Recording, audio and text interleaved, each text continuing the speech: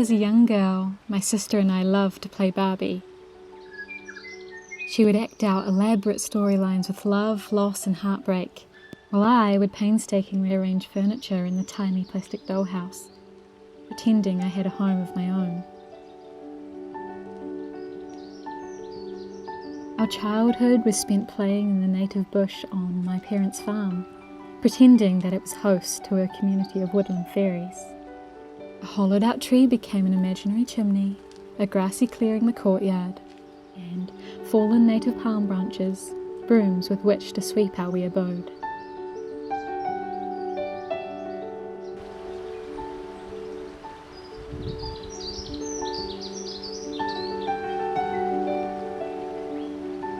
As I grew up, I fell in love with The Sims, spending hours copying floor plans, tile by tile, to create an exact replica in-game.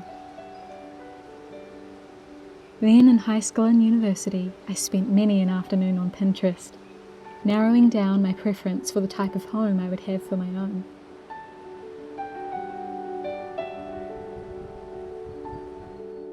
Whether it should be brick or weatherboard, single or double story, and the exact year my house of dreams would have been built in.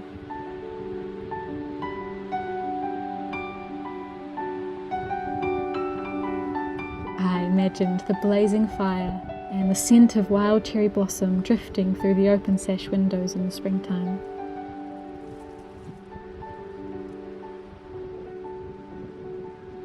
And in late summer of 2022, this childhood fancy, with its years of hoping and yearning, became real.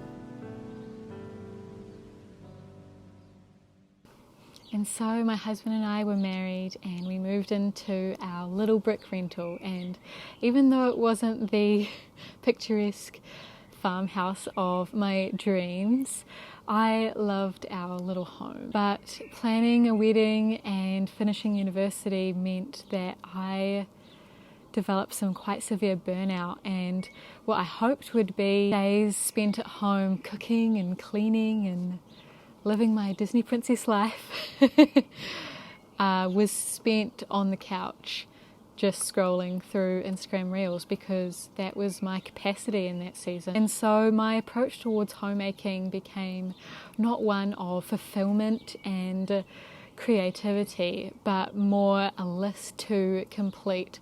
Otherwise, I would be met with a sense of immense guilt and condemnation. What made matters worse was that I actually didn't really know how to be a homemaker in the first place. So every time I tried to do something, I was met with failure.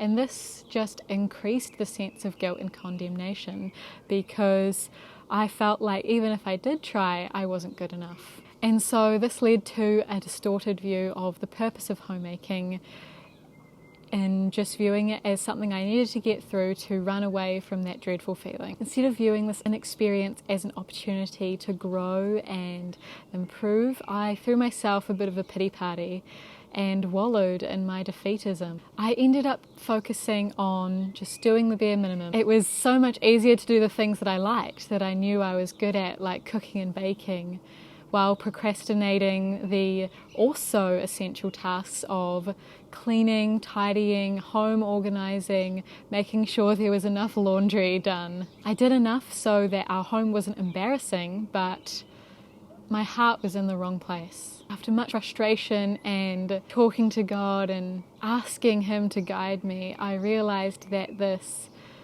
defeatist approach, this self-centred approach to homemaking, wasn't what He intended for me. And this mindset was not only affecting me, but it was also starting to affect others. Even though my childhood dreams of homemaking were probably naive at the time, I still knew that this wasn't what God had envisioned for me as a homemaker. Part of my responsibility at home involved taking command and having a sense of ownership over the various aspects that were under my responsibility. I'm not meaning that we ought to control our husbands and the rest of our family in order to achieve what we think our home should look like.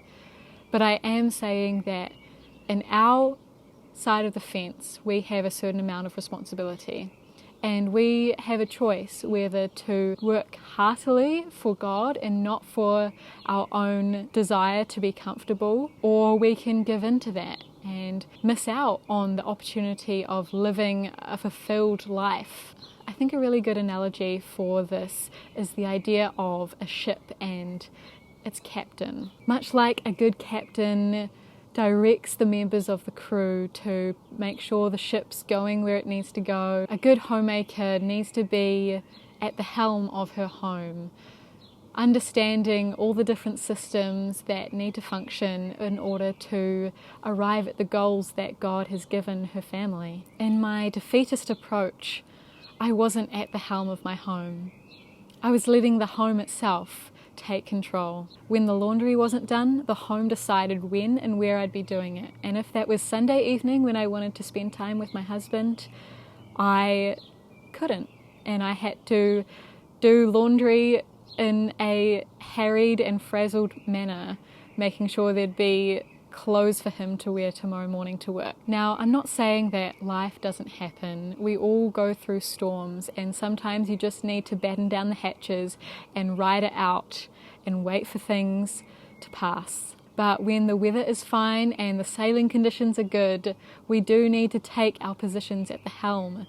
We do need to take ownership of this role that God's given us as homemakers. I realized this most blatantly when one day my husband voiced his concerns for me and how much I was struggling with the level of homemaking I was doing. He asked me if I really thought I had reached my full capacity at home and in life in general, and encouraged me that he knew I was capable of more.